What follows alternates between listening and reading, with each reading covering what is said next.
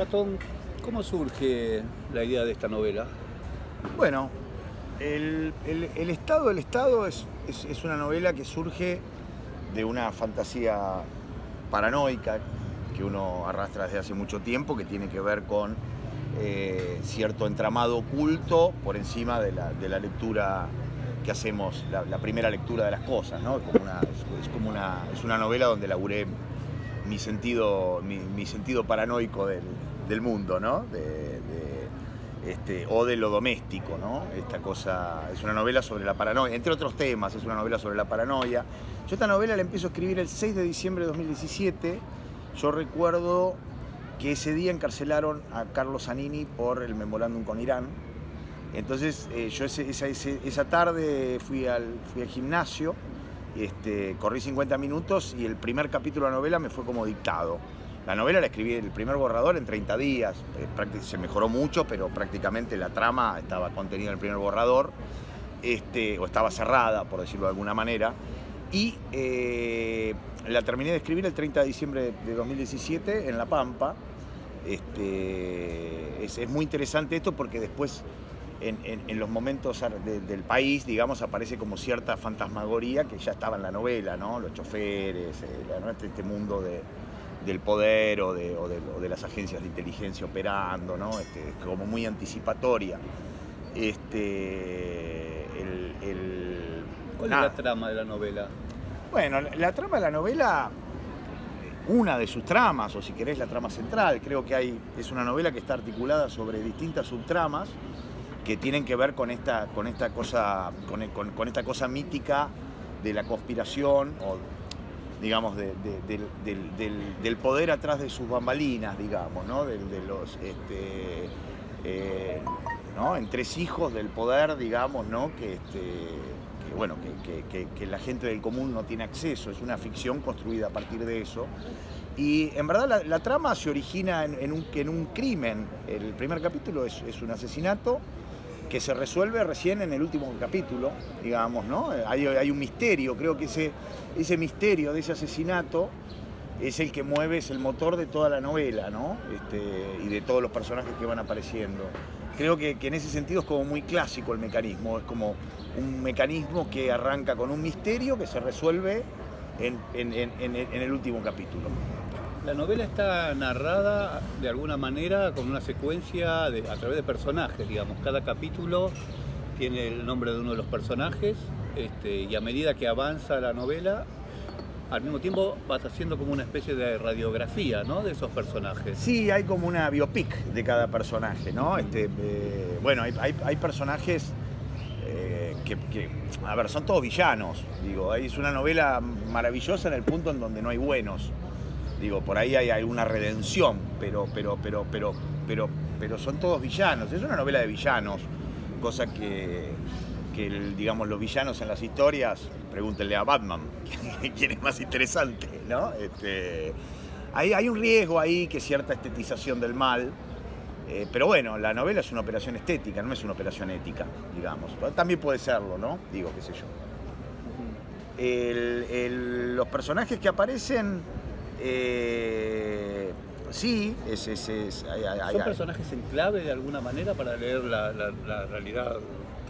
Hay un desplazamiento a la realidad, hay como una construcción ucrónica, digamos, ¿no? de la realidad argentina, paridad desde la ficción pura. De hecho, digo, yo esta novela carece de toda investigación, de compilación, yo escribí esta novela, la información que hay en esta novela es lo que leí en los diarios en los últimos, desde el 83 a hoy, digamos, ¿no? Desde 1983 a hoy, ¿no?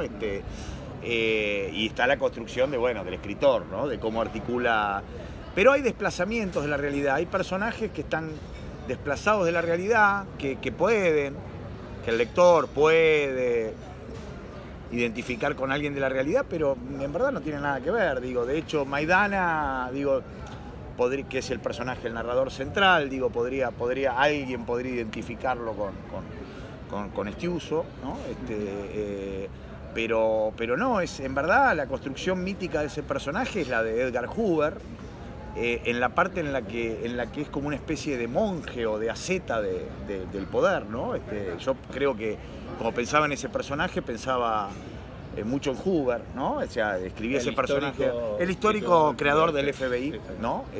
Y por otro lado, bueno, también está la fantasía del autor, digamos, ¿no? La fantasía del autor con poder, ¿no? Digo, ¿no? Una fantasía mía, ¿no? Maidana soy yo, digo, ¿no? En el sentido bovariano del término, ¿no?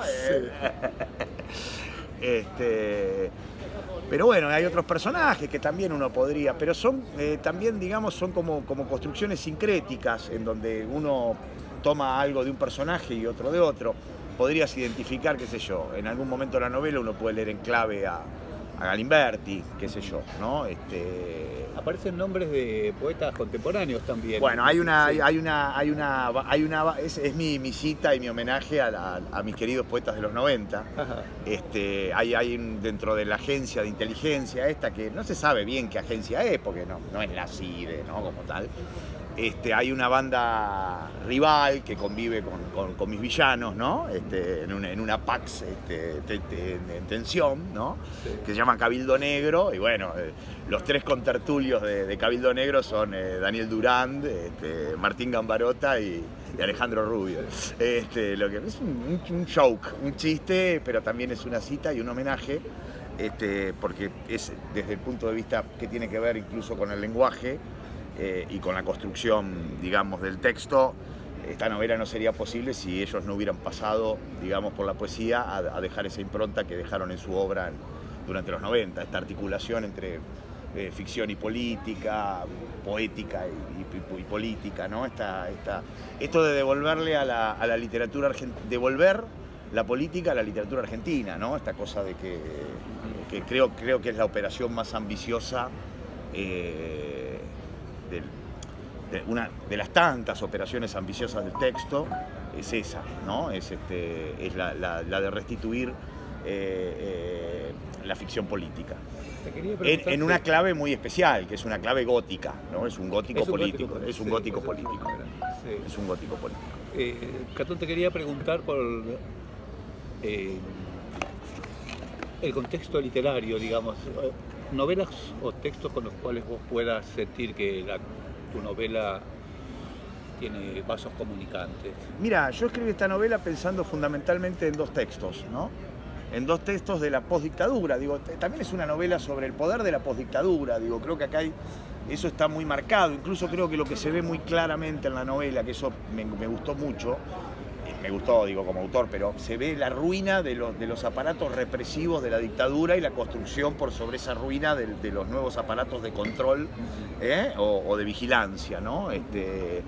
Entonces hay dos textos fundamentales. Uno es Pichiciego, bueno, Fowell, digo, ¿no? Hay dos cosas que tienen que ver en este texto con Pichiciegos, ¿no? Primero es esa construcción de una moral lumpen, gregaria, de banda, de gavilla, digamos, que está contrapuesta a las dos morales en pugna, digamos, con lo cual esto no puede ser leído como una novela que toma alguno de los dos bandos, digamos, como digo, ¿no? Queda como afuera porque se planta desde esa moral por fuera de las dos morales enfrentadas, digamos, ¿no? Sí. Las dos éticas que se enfrentan. Y el otro texto y bueno, en Pichiciegos tiene que ver también esta gavilla, al igual que los pichiciegos, sus recursos los obtienen del contrabando, digo, con lo cual ahí también hay una cita muy importante a Pichiciegos, nada más que esto contrabandean PlayStation, digamos, ¿no? Los pichiciegos era azúcar, yerba, ¿no? Acá hay un contrabando de PlayStation, de televisores inteligentes, ¿no? Por otro lado hay otro texto que me parece muy importante, que también pensé mucho en ese texto, es una novela brillante de Jorge Asís, que es Partes de Inteligencia, que es la primera novela argentina que introduce la temática de los servicios de inteligencia en la ficción. Eso me parece, pero aparte es la primera novela que entrevé o vislumbra o denuncia los mecanismos de control y vigilancia que se van a mantener durante toda la postdictadura argentina, tal vez hasta hoy.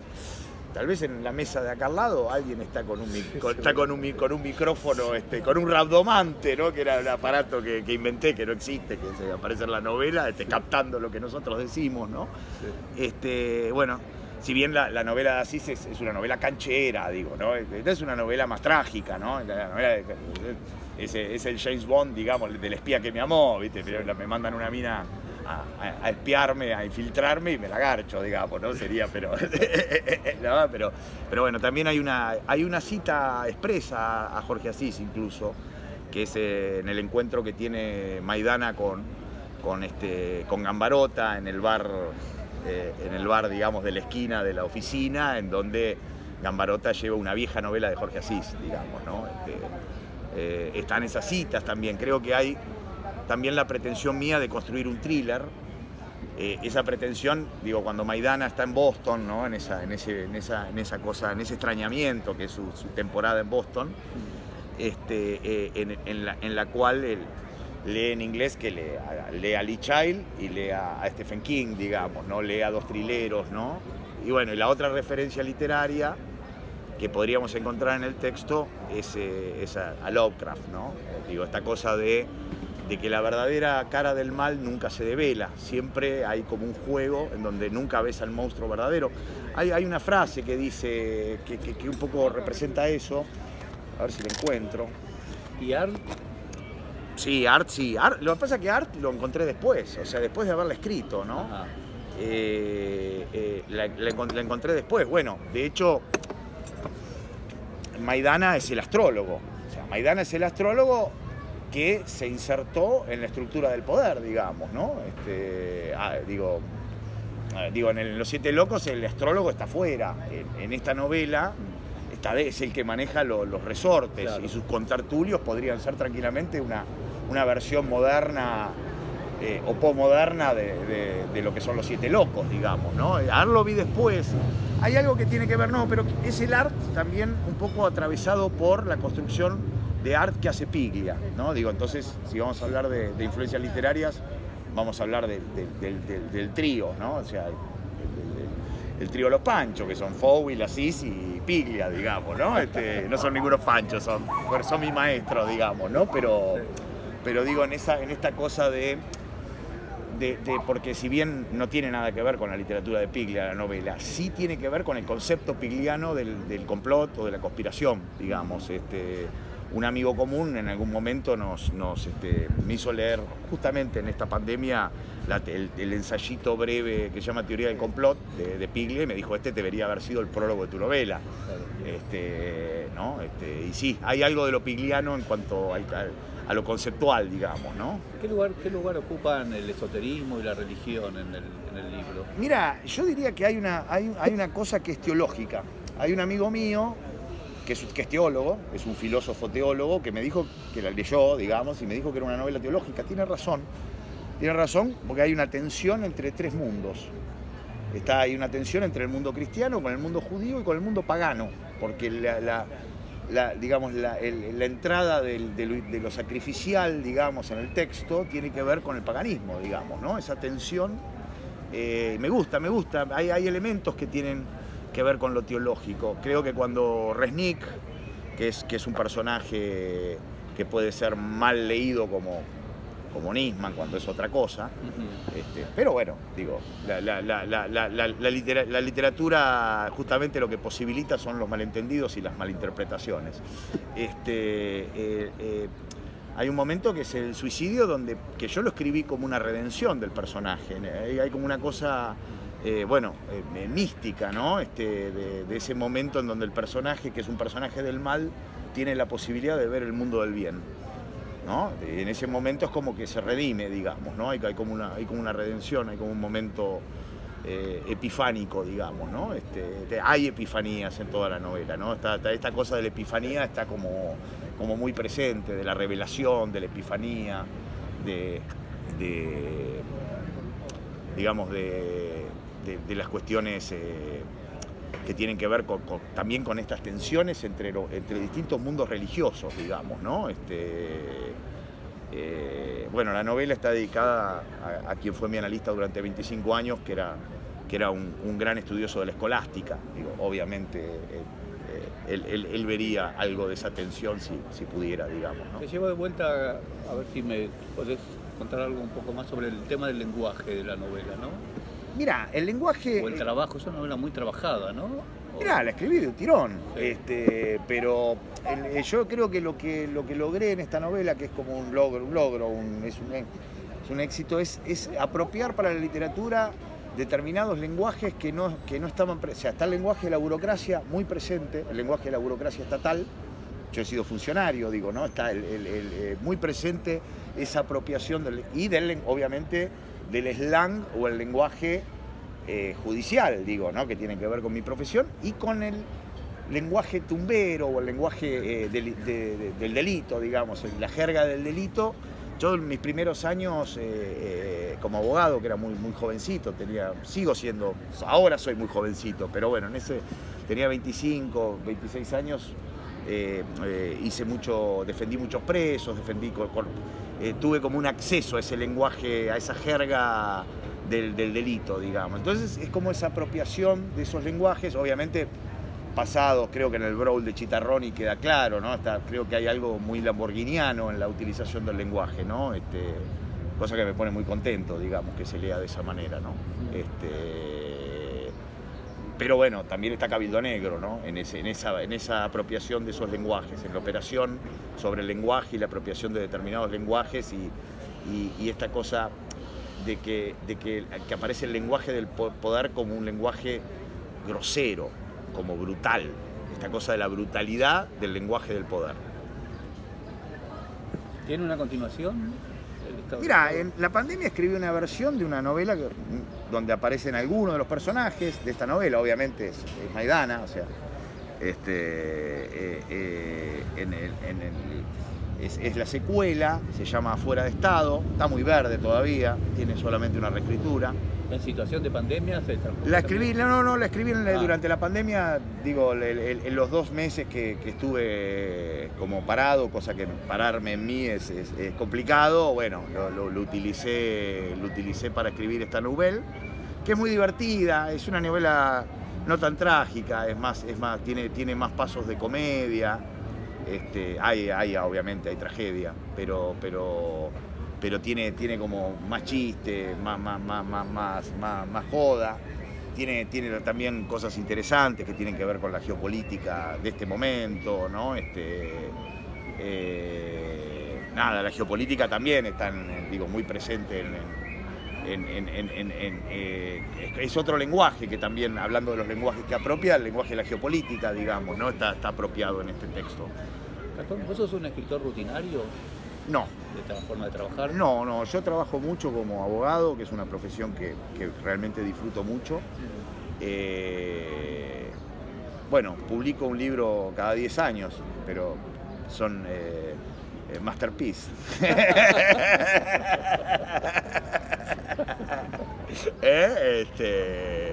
Pero no, yo te digo, a ver, hay momentos que escribo. Hay momentos de no escritura, digo, qué sé yo era muy mal poeta, escribía muy mal la poesía, no tan mala, pero bastante mala. Escribí poesía hasta el 97, en el 2007 escribí Ya nos salimos, que la escribí en un año, había dejado de escribir todo, Ya nos salimos, salió en el 2010. Durante el 2011, 2012, 2013 estuve como muy abocado a mi trabajo como funcionario, ¿no? Yo fui funcionario del Gobierno Nacional y Popular y muy comprometido con ese proyecto.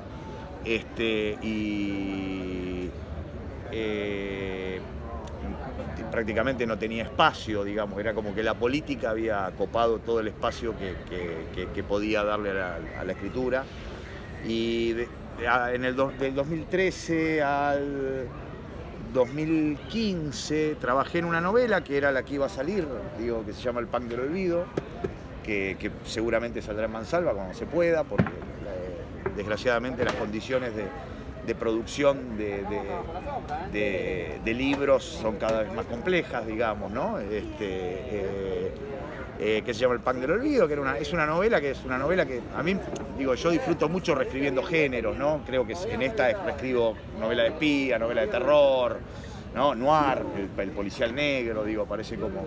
Pero en este mashup, digamos, ¿no? Hagamos que soy un DJ que mezclo, ¿no? En este mashup que es El Punk del Olvido, es como que, bueno, está la novela de aventuras, el libro de la crónica de viajes, y la novela de rock, que ya es un fenómeno autónomo, es una novela rockera, digamos, ¿no? Se llama El Punk del Olvido, es la novela sobre el post-punk argentino, si querés, ¿no? Pero esa novela sí trabajé con método, laburé con sistema. Tenía como me había formulado una rutina de escribir en los tiempos libres, digamos, que yo dispongo, ¿no? Pero esta la escribí en 30 días y aparte es muy loco porque, digo, llegaba, no sé, a las 8 de la noche, 9 de la noche, llegaba a casa con la bolsita de la roticería y me sentaba y me ponía a escribir y escribía hasta las 3 de la mañana, digamos, ¿no? La primera escupida del texto, por eso, fue como dictado el Estado, ¿no? Tiene algo de como si hubiera sido dictado de algún lado, ¿no? Bueno, muchas gracias. No, muchas gracias a vos, Ezequiel, y bueno, estamos en este estado del Estado del Estado. Bueno, gracias,